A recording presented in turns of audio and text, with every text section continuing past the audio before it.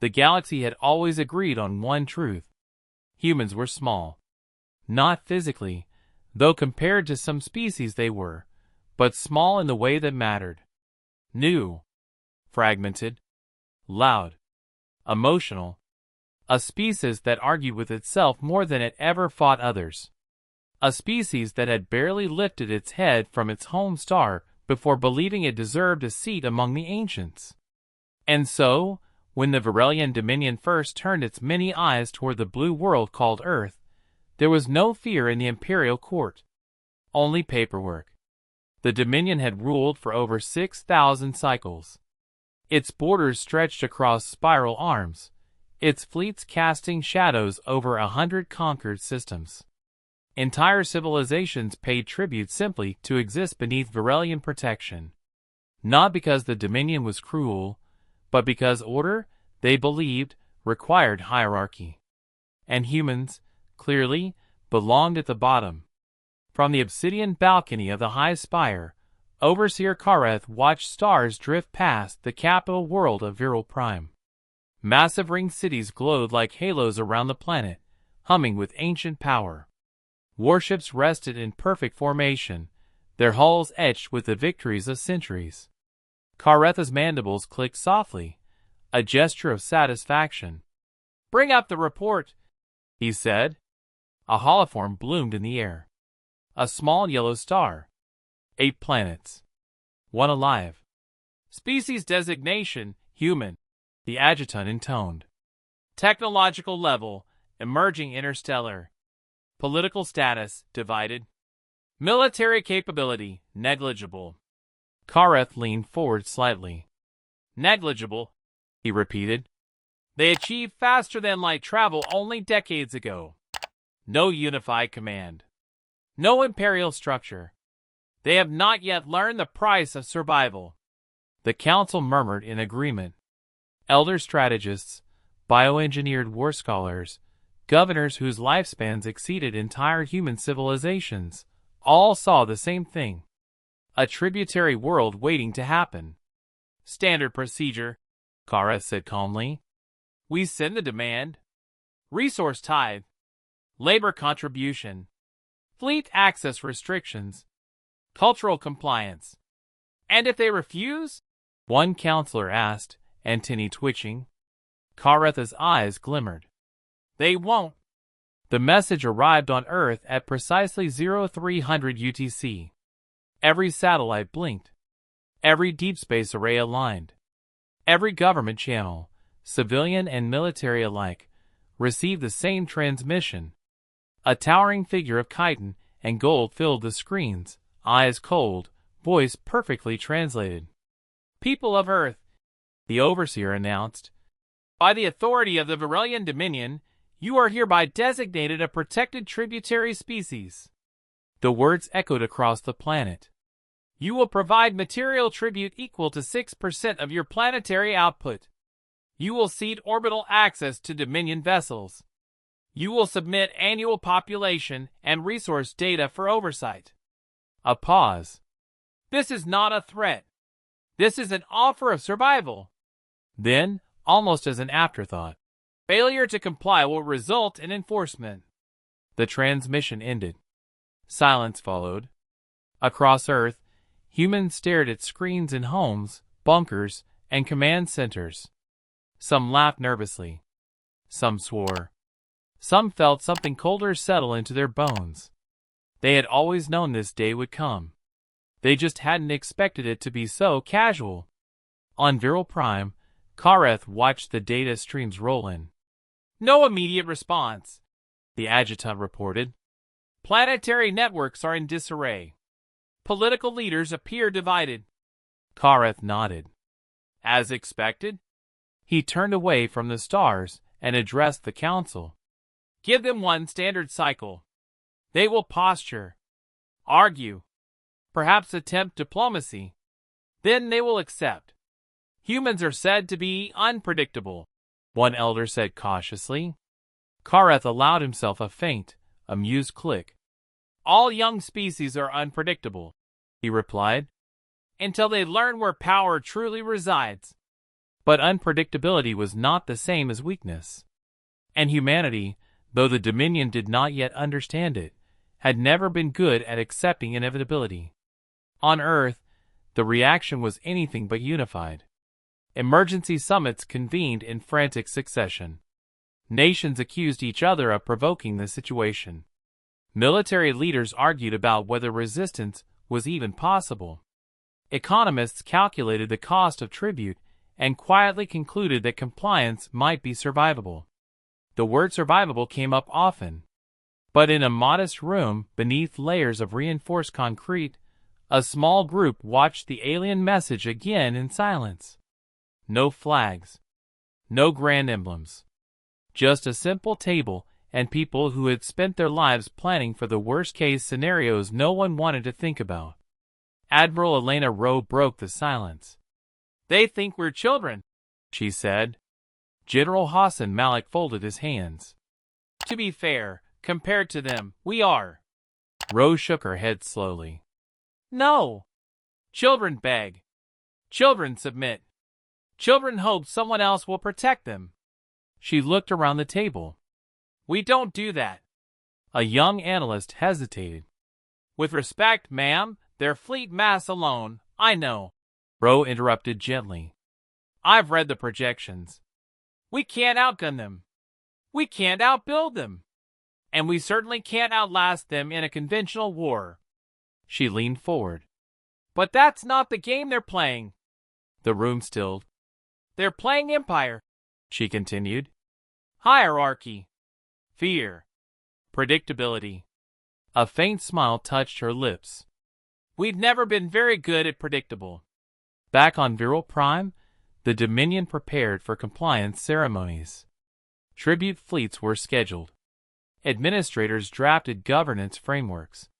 Cultural specialists debated how best to manage human unrest once the reality of subjugation set in. Kareth observed it all with quiet confidence. "Monitor their channels," he instructed. "If they attempt military mobilization, we will issue a reminder." "Yes, Overseer." "And prepare a demonstration fleet," Kareth added. "Nothing excessive. Just enough to be seen." The adjutant paused. "A show of force?" "A lesson," Kareth corrected. "Every species needs one." The demonstration fleet arrived at the edge of the Sol system 3 days later. 20 Dominion warships emerged from folded space, their silhouettes blotting out starlight. Energy signatures rippled across human sensors, overwhelming systems designed for far smaller threats. On Earth, alarms screamed. On Viral Prime, Kareth watched calmly as feeds from human observatories flooded in. "They see us now," he said, "and they understand." But even as he spoke, another report surfaced, one that did not fit expectations. "Overseer," the adjutant said slowly, "human fleet movements are unusual." Kareth turned. "Explain."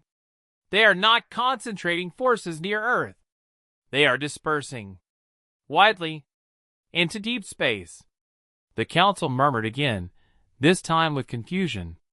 "Scattering?" an elder asked. "Why would they scatter?" Kareth studied the data.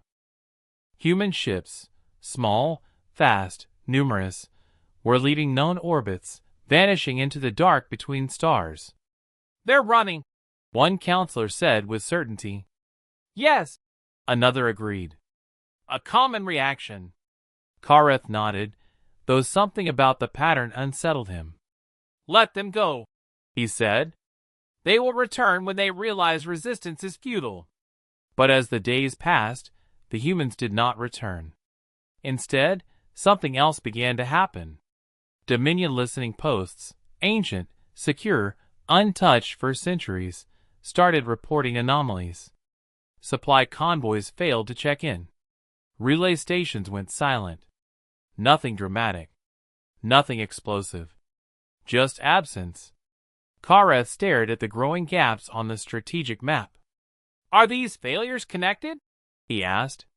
"We cannot confirm," the adjutant replied. "The losses are minor. Statistically insignificant." Karetha's mandibles tightened. "Humans do not scatter without purpose," he said quietly. For the first time since the tribute demand was issued, the overseer felt something unfamiliar press against his certainty. Not fear, but doubt. And far away, in the cold dark between stars, humanity was moving, not to flee, but to surround. Empires expected resistance to be loud. They expected protests, defiant broadcasts, last stands fought in orbit with outdated weapons and desperate courage. They expected heroes who died gloriously, and were forgotten just as quickly. The Varelian Dominion had crushed all of that before. What they did not expect was silence. Overseer Kareth stood before the strategic hollow, its once pristine geometry now interrupted by flickering voids. Supply lanes dimmed like dying veins. Relay beacons that had sung across the stars for millennia now whispered, or did not speak at all. "How many systems?" he asked. The adjutant hesitated, a gesture Kareth had not seen from that position in over 300 cycles. "Confirmed disruptions across 14 border systems. Unconfirmed anomalies in an additional 23. That is no longer insignificant," Kareth said. "No, Overseer." The council gathered, antennae twitching, eyes narrowing. These were not frontier outposts. These were internal arteries, paths thought too secure to require constant patrol. "Cause?" one elder demanded. "We detect no large-scale combat," the adjutant replied. "No energy signatures consistent with weapons fire. No debris fields." Karetha's gaze hardened. "Then where are the ships?" Another pause. "Gone." On Earth, the quiet was intentional. Human leaders had learned long ago that unity did not require uniformity. It required alignment. They did not announce mobilization. They did not declare war. They did not even agree publicly on whether they would comply with the tribute. What they did instead was open old files. Plans written during colder wars.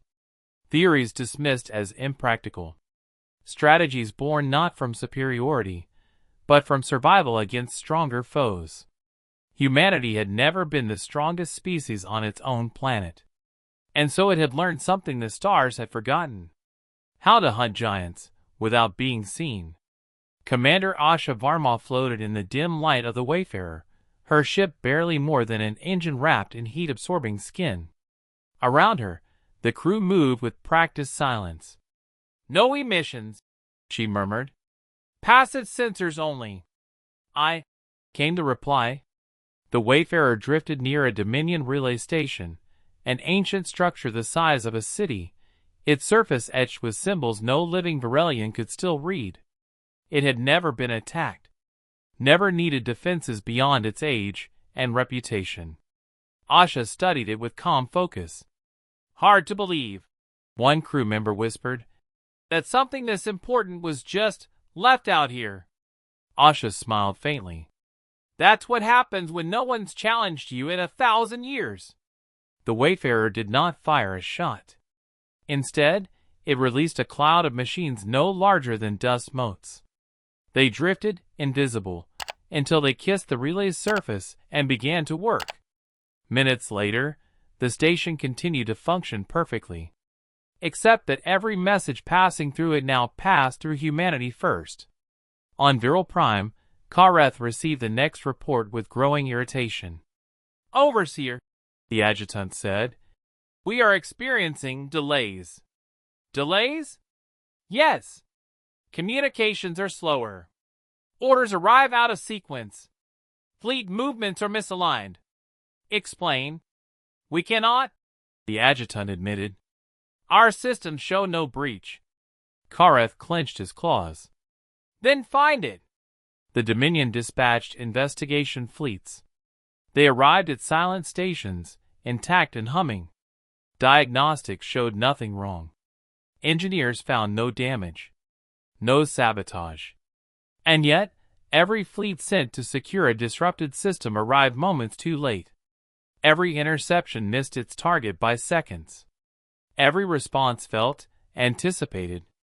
It was as if someone else were reading the Dominion's mail. In a converted research facility beneath the Pacific, screens glowed with alien symbols translated into flowing human text. A young woman leaned back in her chair, eyes tired but bright. "They still don't see it," she said. Admiral Rose stood behind her, hands clasped. "They won't," Rose replied. "Not yet. We're inside half their logistics network," the analyst continued. "We're not changing orders, just slowing them. Nudging routes. Creating inefficiencies." Rose nodded. "Death by 1,000 delays." The analyst hesitated. "Ma'am, are we really doing this? Against an empire like that?" Rose looked at the screen, at the vastness of the Dominion, its fleets and worlds and ancient certainty. Then she looked at the faces around her. "We're not fighting their ships," she said softly. "We're fighting their assumptions." Kareth convened the council again. "This cannot continue," he declared. "Increase patrols. Lock down communications. Restrict autonomous navigation." One elder tilted its head. "Overseer, such measures will strain internal trade." "Then let it strain," Kareth snapped. "Better discomfort than disorder." But disorder was already spreading. Merchants complained of missed deliveries. Governors argued over delayed reinforcements. Minor worlds, long obedient, began hoarding resources, sensing weakness they could not name. And always, there was that word filtering through reports. Humans. Kareth stared at the designation on the holo. "A species without an empire," he said to himself. "Without unity. Without power." And yet, the demonstration fleet in the Sol system remained, its presence meant to intimidate. Instead, it became isolated. Human ships never engaged it directly. They simply vanished around it. Sensor ghosts appeared and disappeared. Probes failed. Fuel resupply schedules slipped. Then, one cycle later, a message reached the fleet commander. It was not a threat. It was a question. "Do you know why we never built empires?" the human voice asked, calm and clear. The commander did not reply. Another message followed. "Because empires make you predictable." Silence. Then the final line. "And predictability is a weakness." On Viral Prime, alarms rang, not shrill, but deep and resonant, the kind reserved for matters of doctrine rather than danger. Kareth felt his spines rise. "What now?" he demanded. The adjutant's voice was tight. "Overseer, 3 capital supply convoys have failed to arrive."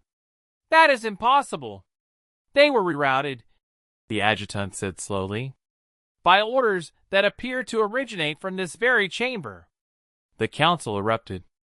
Kareth stared at the data, realization dawning like a cold sunrise.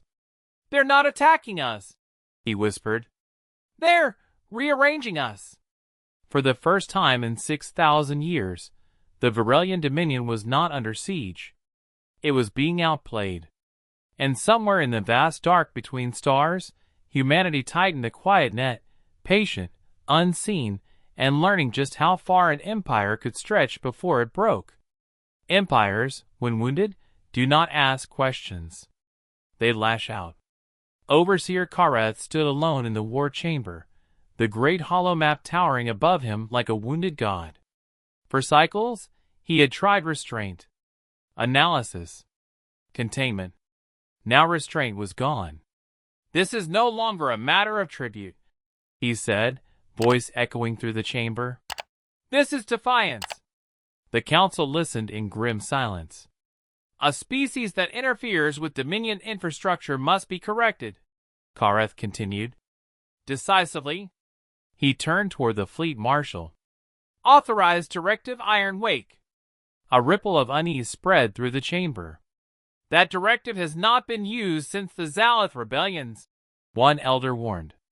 "It will devastate entire regions." "Yes," Kareth replied. And it will remind the galaxy what happens when order is challenged. The Marshal bowed.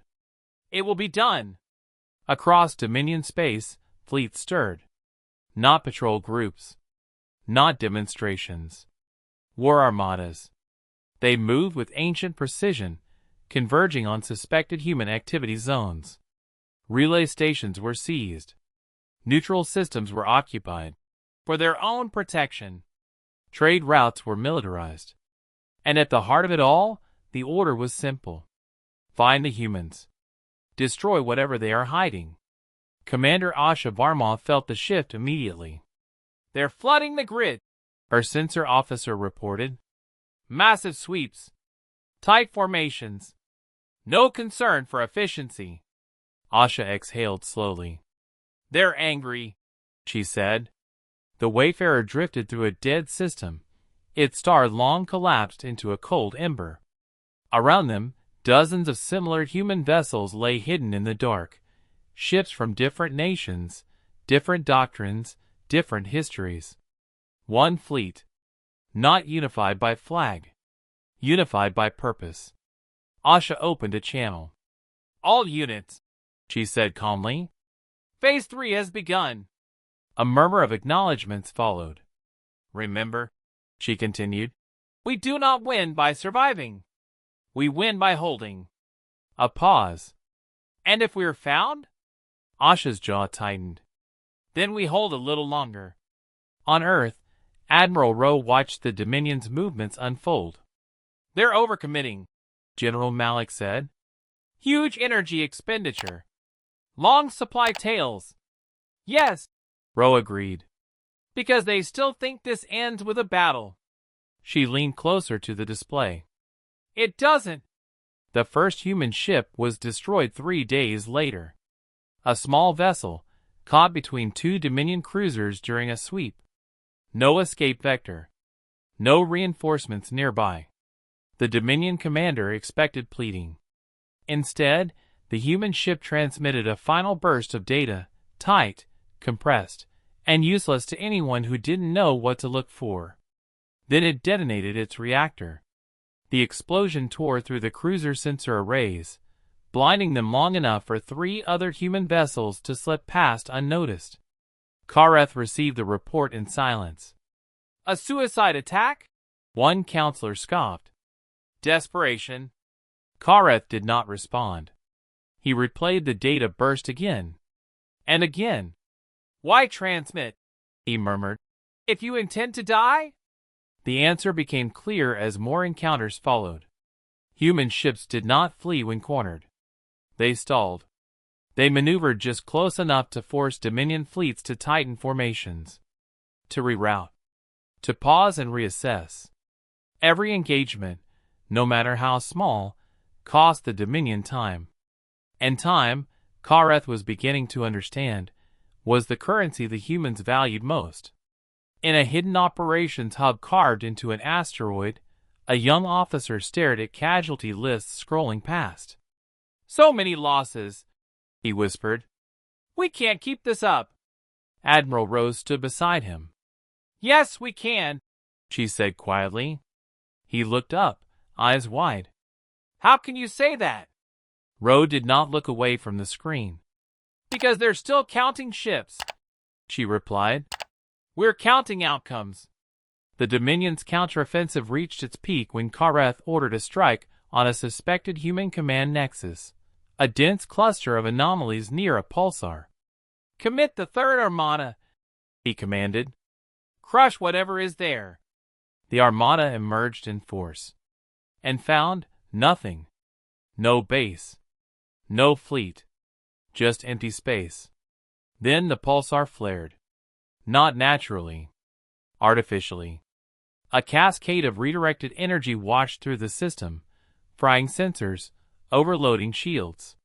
Human ships appeared out of the glare like phantoms, striking fast, not to destroy, but to tag.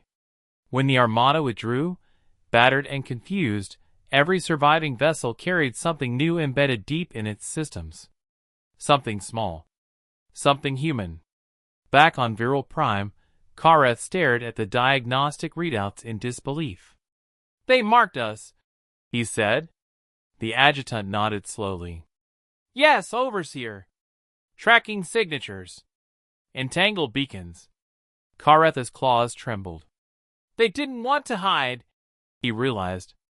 They wanted to be followed. A terrible understanding settled over him. By us! The Dominion fleets began to converge inward, toward the capital. Not by human command. By Dominion logic. Every reroute. Every recall. Every tightening defense ring followed established doctrine. Protect the heart when the limbs are threatened. And the humans knew that doctrine better now than the Dominion did. From a quiet command room on Earth, Admiral Rowe issued a final instruction. Begin Phase 4. A technician swallowed. All units? All units, Rowe confirmed. Across space, human ships, those that remained, changed course. They did not flee outward. They moved inward, toward Viral Prime. Kareth felt it before the alarm sounded. A pressure in the air. A wrongness in the data. Overseer, the adjutant cried. Multiple contacts emerging inside the inner defense perimeter. That's impossible, Kareth roared. Nothing enters that space without authorization. They are using our own corridors, the adjutant said in disbelief. Paths only the Dominion knows. Kareth turned slowly, dread coiling in his core. No, he whispered. They mapped us. The capital world filled with signals. Not an invasion fleet. Thousands of small, human vessels, civilian conversions, research craft, outdated warships, appeared across orbital space. They did not fire. They did not threaten. They simply arrived, encircling the greatest empire the galaxy had ever known. Kareth stared at the impossible sight. A ring around the ringed world. Not of weapons. Of presence. And in that moment, before a single shot was fired, the Overseer understood the truth. The humans had never intended to defeat the Dominion. They had intended to teach it fear. Viral Prime had never been surrounded. Not once in 6,000 cycles of Dominion. The capital world hung in space, like a living monument, vast rings glowing with energy, continents etched with the works of ages, fleets layered in perfect defensive geometry. And yet, beyond the last formal perimeter, beyond the weapons platforms and the ancient shields, something new existed. Humanity. They were everywhere. Not massed in a single armada. Not arranged for a decisive strike. They were scattered, overlapping, drifting in patient orbits that defied traditional formation. Too many to ignore.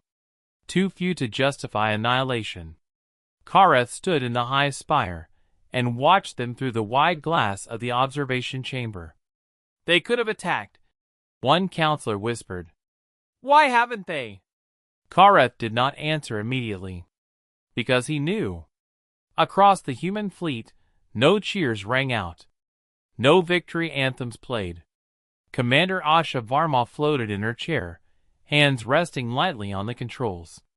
Outside her viewport, Viral Prime glowed, beautiful, ancient, and vulnerable in a way no human world had ever been allowed to be. They're waiting, her first officer said quietly. Asha nodded. So are we. The first transmission from the Dominion came not as a threat, but as a demand for explanation. This is a violation of sovereign space, Kareth said, his image broadcast across every human ship. His voice was controlled, but something beneath it had changed. Withdraw immediately, Admiral Rowe responded. She did not appear in uniform. Just a woman, tired and resolute, framed by soft light. No, she said simply. The word echoed across two civilizations. Kareth bristled. You cannot win this confrontation. Rowe inclined her head slightly. We know. A ripple of confusion moved through the Virelian Council. Then why? Kareth demanded. Rowe looked past the camera, as if considering something far older than the moment. Because you taught us something, she said. "The day you demanded tribute." Karetha's eyes narrowed. "What lesson could that be?" "That survival," Ro replied, "is not the same as living." The human ships did not advance. They did not retreat. They simply remained. And as the hours passed, the cost of their presence became clear. Trade halted. Civilian traffic froze. The capital's immense population, billions strong, felt the first tremors of uncertainty ripple through their orderly lives. No bombardment. No blockade. Just awareness. Awareness that for the first time, someone had reached the heart of the Dominion without asking permission. Kareth convened the council one final time. "They are not here to conquer," he said slowly. "They are here to make a point." "And what point is that?" an elder asked. Karetha's mandibles clicked, not in anger, but in something like reluctant admiration. "That power without understanding breeds blindness," he said. A second human transmission followed, broadcast openly, not just to the Dominion, but to every listening post, every tributary world, every quiet system that had ever feared the Varelian shadow. "We did not come to destroy you," Admiral Rose said. "If we wanted that, you would already be fighting for your survival." A pause. "We came to show you a choice." Kareth leaned closer to the display. "What choice?" he asked. Ro met his gaze. "Treat us as subjects," she said, "and you will spend the rest of your existence looking over your shoulder, never knowing where we are, only that we are watching." Another pause. "Treat us as equals," she continued, "and we will dismantle this net. We will leave. And we will help you build a galaxy where tribute is unnecessary." Silence followed. Not just in the chamber. Across the stars. For the first time in his long life, Overseer Kareth considered something radical. Not victory. Not dominance. But coexistence. He turned to the council. "They have already beaten us," he said quietly. "In what way?" one demanded. Kareth gestured to the stars beyond the glass. "They reached our capital without firing a single shot. They mapped us, predicted us, and restrained themselves." He looked back at the human image. "That is not weakness," he said. "That is discipline." The Dominion's reply was not immediate. Hours passed. Then days. Human ships held their positions, crews rotating, systems humming quietly. They were ready to leave at a moment's notice, or to stay indefinitely. Patience was their weapon now. At last, Kareth appeared again. "The Varelian Dominion," he said, voice resonant and solemn, "withdraws its demand for tribute from Earth." A collective breath seemed to release across the human fleet. "And?" Ro asked gently. Kareth hesitated. "And recognizes humanity," he continued, "as a sovereign equal." The words echoed like thunder. The net dissolved as quietly as it had formed. Human ships powered down their hidden systems, erased their marks, and began to drift away from Viral Prime. No fanfare. No victory laps. Just departure. Commander Asha Varmal watched the capital world shrink behind her. "Hard to believe," her officer murmured, "that we changed the galaxy by not firing." Asha smiled faintly. "That's what scares them," she said. "Not what we do when we fight, but what we do when we don't." Back on Viral Prime, Kareth stood once more on the high spire balcony. The stars felt different now. Less owned. More shared. "We misjudged them," the adjutant said quietly. Kareth nodded. "They are not empire builders," he replied. "They are boundary breakers." He folded his claws behind his back. "And that," he added, "makes them far more dangerous and far more valuable as allies." Across the galaxy, the story spread. Not of a war, but of a moment when an empire learned humility, and a young species proved that strength could be measured in restraint, unity, and the courage to choose something better than domination. And for the first time, the galaxy understood what it truly meant to be human. If this story moved you, subscribe for more human stories from the stars.